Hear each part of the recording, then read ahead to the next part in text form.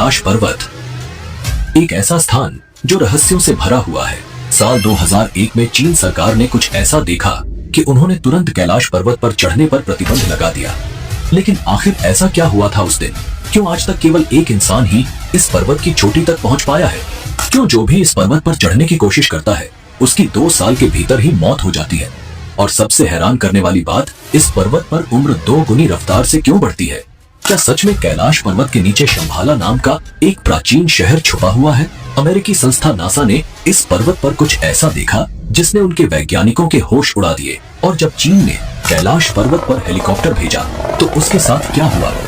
इन सभी प्रश्नों और अनसुलझे रहस्यों को हम आज के इस वीडियो में उजागर करेंगे। तो जुड़े रहिए, क्योंकि जो आप जानने जा रहे हैं वो आपकी सोच से भी परे है। भारत और चीन के बीच 1962 का सीमा विवाद एक भयंकर युद्ध में तब्दील हो गया और इसमें भारत को भारी नुकसान उठाना पड़ा। इस युद्ध के परिणाम स्वरूप चीन ने भारत की लगभग 72,000 वर्ग मील जमीन पर कब्जा कर लिया और इसी दौरान कैलाश पर्वत का क्षेत्र भी चीन के नियंत्रण में चला गया।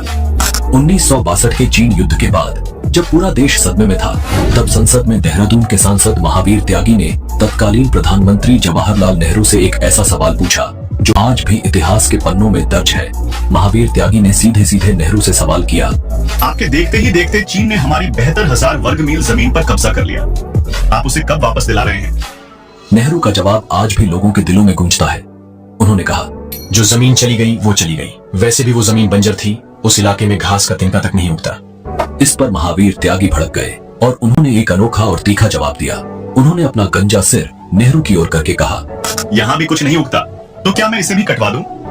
उस दौर में भी यह चर्चा होती थी कि भारत को कम से कम कैलाश मानसरोवर का क्षेत्र मुक्त कराने की कोशिश करनी चाहिए। यह देश का दुर्भाग्य था कि सरदार वल्लभ भाई पटेल का 1950 में निधन हो गया और नेहरू पर यह दबाव बनाने वाला कोई नहीं था।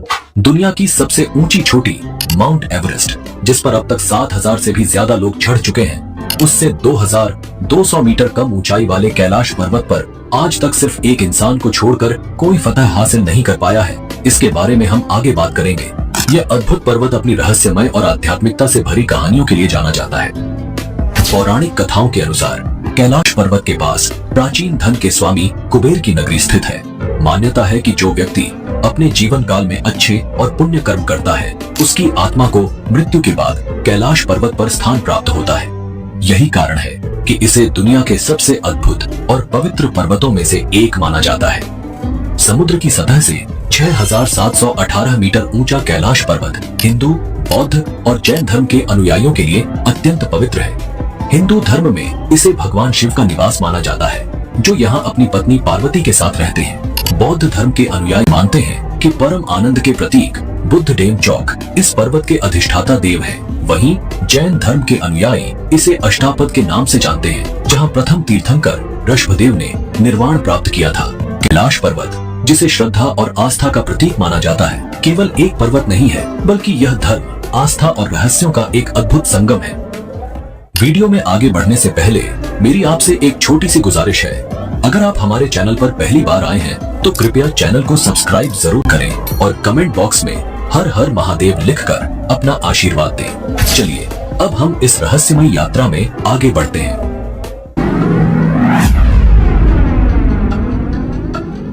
साल था 1999, जब रूस के विशेषज्ञ एर्नस्ट मुल्ताशिफ और उनकी टीम ने कैलाश पर्वत के रहस्यों को जानने के लिए एक साहसिक कदम उठाया। उनकी पर्वतारोहण टीम में भूविज्ञान, भौतिकी के विशेषज्ञ और इतिहासकार शामिल थे। इस दल ने तिब्बती लामाओं से मुलाकात की और कैलाश पर्वत के आसपास कई महीने बिताए उस रहस्यमय स्थान की गहराइयों को समझने के लिए। मुल्ताशिफ ने अपनी इस यात्रा का विस्तृत विवरण अपनी किताब where do we come from में लिखा, जिसमें उन्होंने कैलाश पर्वत के बारे में चौंकाने वाले खुलासे किए। उनकी टीम इस निष्कर्ष पर पहुंची कि कैलाश पर्वत वास्तव में एक विशाल मानव निर्मित पिरामिड है, जिसका निर्माण प्राचीन काल में किया गया था। उन्होंने दावा किया कि यह पिरामिड कई छोटे छोटे पिरामिडों से घिरा हुआ है और यह स्थान अलौकिक गतिविधियों का केंद्र है। मुल्ताशिफ ने वहां से लौटने के बाद लिखा, हमें रात की खामोशी में पहाड़ के भीतर से एक अजीब तरह की फुसफुसाहटें सुनाई देती हैं। एक रात अपने दोनों सहयोगियों के साथ मैंने साफ साफ पत्थरों के गिरने की आवाज सुनी। यह आवाज कैलाश पर्वत के पेट के भीतर से आ रही थी। हमें ऐसा लगा जैसे इस पिरामिड के अंदर कुछ लोग रहते हैं। समय के तेजी से बीतने का एक अद्भुत प्रमाण इस क्षेत्र में देखने को मिला है। कैलाश पर्वत क्षेत्र में आने वाले लोगों ने पाया कि उनके शरीर के बाल और नाखून मात्र 2 दिनों में ही इतने बढ़ जाते हैं जितने सामान्यतः 2 हफ्तों में बढ़ने चाहिए। इतना ही नहीं, उनकी त्वचा भी सामान्य से अधिक तेजी से बूढ़ी नजर आने लगती है। यह रहस्यमयी घटना बताती है कि कैलाश पर्वत क्षेत्र में समय की गति कुछ अलग ही ढंग से काम करती है। यह अनुभव लोगों को यह सोचने पर मजबूर कर देता है कि इस पवित्र स्थान में कुछ ऐसी अदृश्य शक्तियां हैं जो मानव शरीर और मन को गहराई से प्रभावित करती हैं। रूसी डॉक्टर अर्नेस्ट मुल्दाशिफ अपने संस्मरणों में एक अद्भुत और रहस्यमयी घटना का जिक्र करते हैं। वे लिखते हैं कि एक बार उन्हें एक साइबेरियाई पर्वतारोही ने बताया था कि कुछ पर्वतारोही कैलाश पर्वत पर एक निश्चित बिंदु तक पहुंचने में सफल हुए थे, लेकिन जैसे ही वे उस बिंदु तक पहुंचे, अचानक वे बूढ़े दिखाई देने लगे।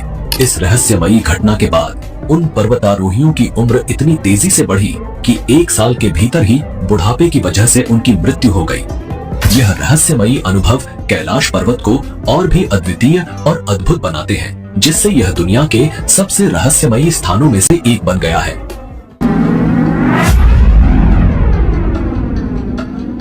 अब बात करते हैं कैलाश पर्वत के आधार पर स्थित 2 झीलों की, मानसरोवर और राक्षस ताल।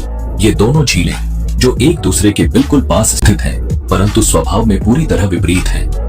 मानसरोवर झील, जिसे दुनिया की सबसे ऊंची मीठे पानी की झील माना जाता है, अपने शांत और स्थिर स्वभाव के लिए प्रसिद्ध है। इसका आकार गोल है, जैसे सूर्य की आकृति। इसके पवित्र पानी में जीवन की बहुलता देखी जाती है। सबसे हैरान करने वाली बात यह है कि इतनी ऊंचाई और ठंड के बावजूद यह झील कभी नहीं जमती और इसमें कभी लहरें नहीं उठती।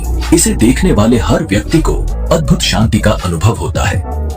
दूसरी ओर राक्षस ताल, जो मानसरोवर के पास ही स्थित है, दुनिया की सबसे ऊंची खारे पानी की झील है। इसके पानी में खारापन इतना अधिक है कि यहाँ कोई जीवन पनप नहीं सकता। यह झील हमेशा उथल पुथल में रहती है, जैसे किसी आंतरिक बेचैनी से भरी हुई हो। कहते हैं कि राक्षस ताल का निर्माण स्वयं रावण ने किया था, जो भगवान शंकर के अनन्य उपासक थे। अपनी इच्छाओं की पूर्ति के लिए रावण कैलाश पर्वत गया, लेकिन उससे पहले उसने राक्षस ताल में स्नान किया और वहीं ध्यान लगाया। पौराणिक कथाओं के अनुसार जैसे ही रावण ने राक्षस ताल में डुबकी लगाई, झील पर आसुरी शक्तियों का कब्जा हो गया। यह झील निगेटिविटी से भर गई और रावण की सोच में भी बदलाव आ गया। सोचने वाली बात यह है कि एक ही भौगोलिक क्षेत्र में होते हुए भी ये दोनों झीलें इतनी अलग क्यों हैं?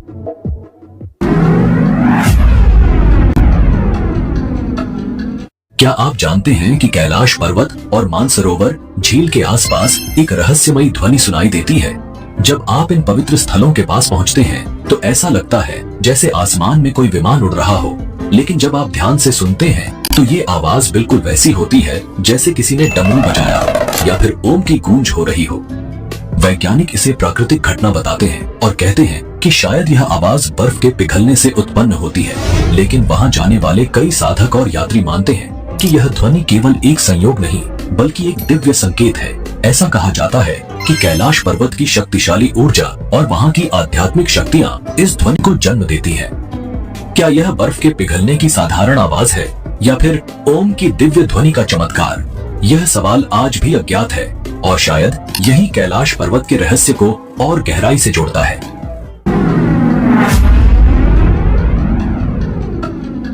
कैलाश पर्वत के रहस्य केवल ध्वनियों तक सीमित नहीं है। कई यात्रियों ने दावा किया है कि उन्होंने रात के समय कैलाश पर्वत पर 7 अलग अलग रंगों की रोशनियां देखी हैं। ये रोशनी इतनी तेज होती है कि हर वस्तु साफ साफ दिखाई देती है, मानो किसी अदृश्य शक्ति का प्रदर्शन हो रहा हो। वैज्ञानिक अब तक इन रोशनियों के रहस्य को पूरी तरह से नहीं समझ पाए हैं। नासा के वैज्ञानिकों का मानना है कि ये हो सकता है कि कैलाश पर्वत के आसपास का चुंबकीय बल आसमान के साथ मिलकर इस अद्भुत प्रकाश का निर्माण करता हो। लेकिन क्या यह सिर्फ चुंबकीय शक्ति का खेल है या फिर कैलाश पर्वत की दैवीय शक्तियों का प्रतीक? यह सवाल आज भी अनुत्तरित है।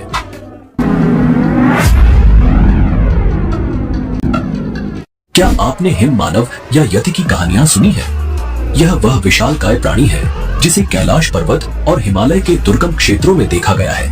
वर्षों से हिमालय के आसपास रहने वाले लोग दावा करते हैं कि उन्होंने इस रहस्यमयी प्राणी को अपनी आंखों से देखा है, लेकिन आज तक इस बात का पुख्ता सबूत नहीं मिला कि यह वास्तव में कौन है, एक विशाल भालू, जंगली मानव या फिर एक प्राचीन प्राणी। कई तिब्बती और नेपाली लोग मानते हैं कि यह हिम मानव कैलाश पर्वत के आसपास घूमता है। इसे यति कहा जाता है और इसके बारे में कई कहानियां प्रचलित हैं। कुछ इसे भूरा भालू कहते हैं तो कुछ इसे जंगली मानव। यहाँ तक कि यह माना जाता है कि यह लोगों पर हमला कर सकता है और उन्हें खा भी सकता है। इस रहस्य ने हिमालय की इन पवित्र भूमि को और भी गहराई से जिज्ञासा का केंद्र बना दिया है। वैज्ञानिक भी इस बारे में शोध कर रहे हैं।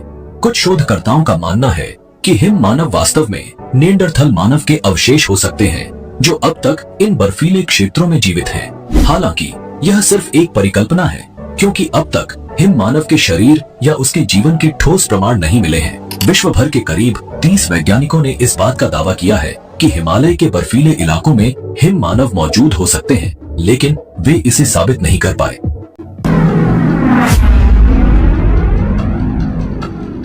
क्या आपने कभी सुना है कि कैलाश पर्वत को पृथ्वी का केंद्र बिंदु या एक्सिस मुंडी कहा जाता है?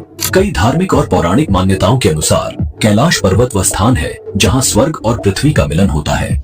इसे ब्रह्मांड की धुरी या मेरुदंड कहा गया है, जो समस्त जीवों और ब्रह्मांड की ऊर्जा का केंद्र है। प्राचीन ग्रंथों में एक्सिस मुंडी का अर्थ होता है वह स्थान जहां धरती और आकाश आपस में जुड़ते हैं। यह धुरी पूरी पृथ्वी को संतुलित करती है और इसी कारण इसे विश्व का केंद्र कहा जाता है। हिंदू धर्म के अनुसार कैलाश पर्वत केवल भगवान शिव का निवास स्थल नहीं, बल्कि यह वह स्थान है जहां से संपूर्ण ब्रह्मांड का संचालन होता है। यह दुनिया के सभी धार्मिक और आध्यात्मिक धारणाओं में एक पवित्र और रहस्यमयी स्थान के रूप में स्थापित है। आश्चर्य की बात यह है कि कैलाश पर्वत से स्टोनहेंज की दूरी 6,666 किलोमीटर है और यह उत्तर ध्रुव से भी 6,666 किलोमीटर की दूरी पर स्थित है। इसके अलावा दक्षिण ध्रुव से इसकी दूरी 13,332 किलोमीटर है। यह रहस्य और तथ्य कैलाश पर्वत को एक अनोखा और अद्वितीय स्थान बनाते हैं, जो केवल एक भौतिक पर्वत नहीं बल्कि ब्रह्मांड की शक्तियों का केंद्र है।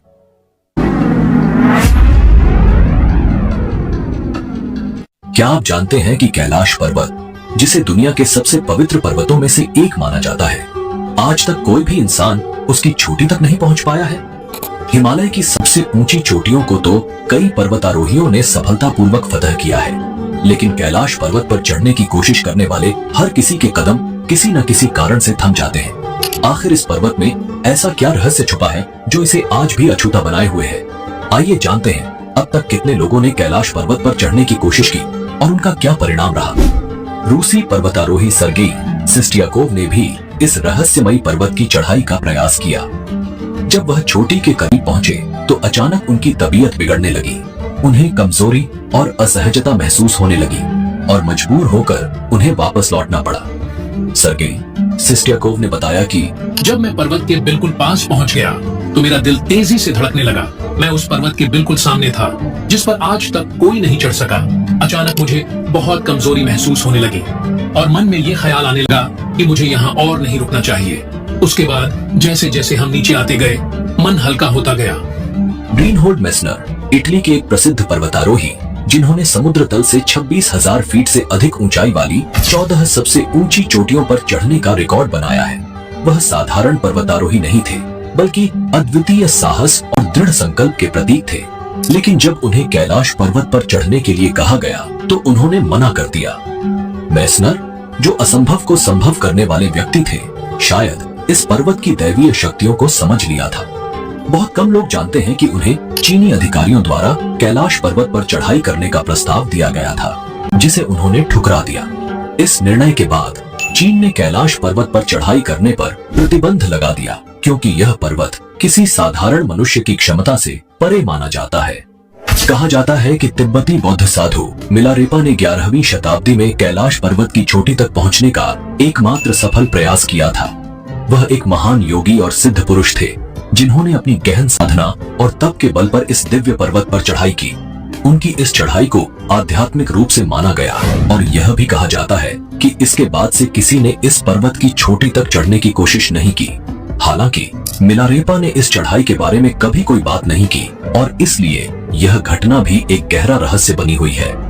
रूस के वैज्ञानिकों की एक रिपोर्ट यूएन स्पेशियल मैगजीन के 2004 के जनवरी अंक में प्रकाशित हुई थी, जिसमें कैलाश पर्वत की संरचना और रहस्यों पर प्रकाश डाला गया था। लेकिन आज भी इस पर्वत से जुड़े कई प्रश्न अनुत्तरित हैं। कैलाश पर्वत पर चढ़ने की आखिरी कोशिश साल 2001 में की गई थी। उस समय चीन ने अपनी ओर से स्पेन की एक पर्वतारोही टीम को कैलाश पर चढ़ने की अनुमति दी थी। हालांकि ये टीम भी इस पवित्र पर्वत की चोटी तक नहीं पहुंच सकी। दुनिया भर के लोगों का मानना है कि कैलाश पर्वत एक अत्यंत पवित्र स्थान है और इस पर चढ़ाई करना देवताओं का अपमान होगा। इसी मान्यता के चलते इसके बाद कैलाश पर्वत की चढ़ाई पर पूरी तरह से प्रतिबंध लगा दिया गया। कैलाश हमें यह याद दिलाता है कि कुछ चीजें इंसान के दायरे से बाहर होती हैं। कुछ स्थान, कुछ रहस्य ऐसे होते हैं जिन्हें छूने के लिए केवल भौतिक ताकत नहीं, बल्कि एक गहरी आत्मिक ऊर्जा की जरूरत होती है। शायद इसलिए आज तक कोई कैलाश पर्वत की चोटी पर नहीं पहुंच सका, क्योंकि यह सिर्फ चढ़ाई नहीं, बल्कि आस्था और समर्पण का पर्वत है।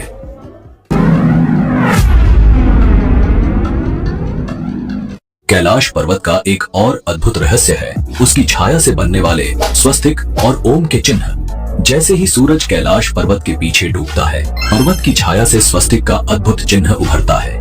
यह वही स्वस्तिक है जिसे हिंदू धर्म में शुभ और समृद्धि का प्रतीक माना जाता है। इस पवित्र प्रतीक को देखकर लगता है मानो भगवान शिव और सूर्य देव के बीच एक गहरा आध्यात्मिक संबंध प्रकट हो रहा हो। लेकिन यह केवल एक ही रहस्य नहीं है। जब कैलाश पर्वत पर बर्फ गिरती है तो दक्षिण दिशा से देखने पर बर्फ की संरचना से ओम का चिन्ह बनता है। यह वही ओम है जो हिंदू धर्म में परम वास्तविकता और आध्यात्मिक ज्ञान का प्रतीक माना जाता है। ओम पर्वत के रूप में दिखने वाला यह दृश्य दर्शकों को प्रकृति और आध्यात्मिकता के गहरे संबंध की याद दिलाता है और हमें यह समझने का अवसर देता है कि यह पर्वत कितना दिव्य और रहस्यमयी है। ये प्राकृतिक घटनाएं पीढ़ियों से लोगों को विस्मित करती आ रही हैं और कैलाश पर्वत के आध्यात्मिक महत्व को और भी गहरा बना देती है।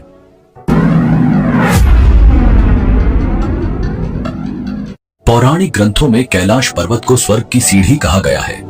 यह माना जाता है कि रावण ने इस पर्वत पर स्वर्ग तक पहुंचने के लिए सीढ़ी बनाई थी, परंतु यह केवल रावण की ही कथा नहीं है। वेदों के अनुसार कैलाश पर्वत पृथ्वी और स्वर्ग के बीच की एक पवित्र धुरी है जो उन्हें जोड़ती है। महाभारत में भी इसका उल्लेख मिलता है, जहां पांडव अपनी पत्नी द्रौपदी के साथ मोक्ष की प्राप्ति के लिए कैलाश पर्वत पर चढ़ते हैं। यात्रा के दौरान एक एक करके सभी पांडव गिरते गए, परंतु युधिष्ठिर अपने सच्चे धर्म और निष्कलंक जीवन के कारण स्वर्ग में प्रवेश करने में सक्षम रहे।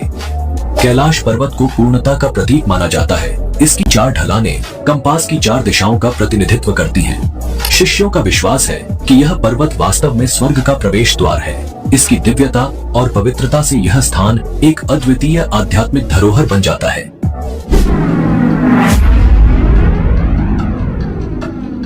जब चीन ने देखा कि कोई इंसान कैलाश पर्वत पर चढ़ नहीं पा रहा है, तो उन्होंने एक साहसिक निर्णय लिया, कैलाश पर्वत की चोटी तक हेलीकॉप्टर भेजने का।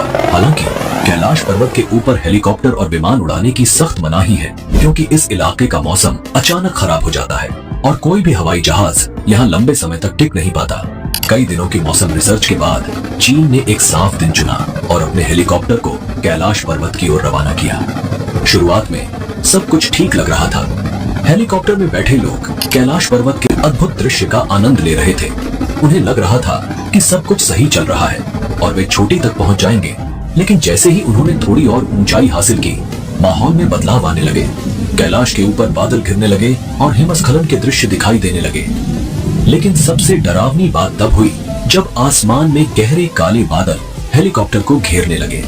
हिम्मत जुटाकर वे हेलीकॉप्टर को और ऊपर ले गए, लेकिन तभी आसमान में बिजली कड़कने लगी और तेज बर्फबारी शुरू हो गई। ऊंचाई पर हवा का दबाव इतना बढ़ गया कि हेलीकॉप्टर को नियंत्रित करना बेहद मुश्किल हो गया। चीन के वैज्ञानिकों ने बताया कि कैलाश पर्वत की अद्वितीय भौगोलिक स्थिति के कारण सभी दिशाएं जाकर एक साथ मिल जाती हैं, जिससे वे दिशा भ्रम में फंस गए। इस दौरान उनके कंपास ने भी काम करना बंद कर दिया। अब उनके पास कोई विकल्प नहीं था और उन्होंने वापस नीचे लौटने का निर्णय लिया। धीरे धीरे वे नीचे आए। दिल की धड़कनें तेज थीं, लेकिन सुरक्षित वापस लौटे। इस घटना ने चीन को यह समझा दिया कि इस रहस्यमय पर्वत पर चढ़ना या इसे जीतना उनके बस की बात नहीं है।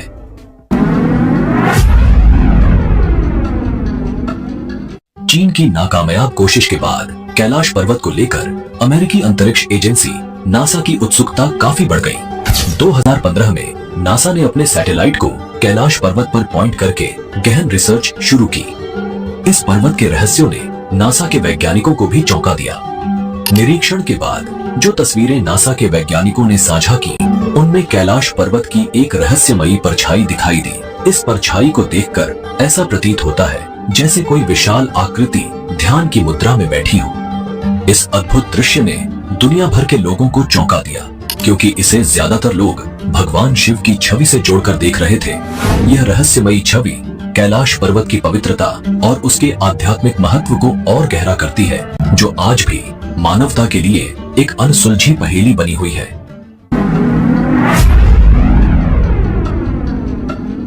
डॉक्टर अर्नेस्ट मुल्दाशेव के दावों को बल मिलता है जब हम प्राचीन रशियन पेंटर निकोलस रोरिच की मान्यताओं को सुनते हैं। उनका भी विश्वास था कि कैलाश पर्वत के भीतर एक गुप्त और जादुई नगरी मौजूद है।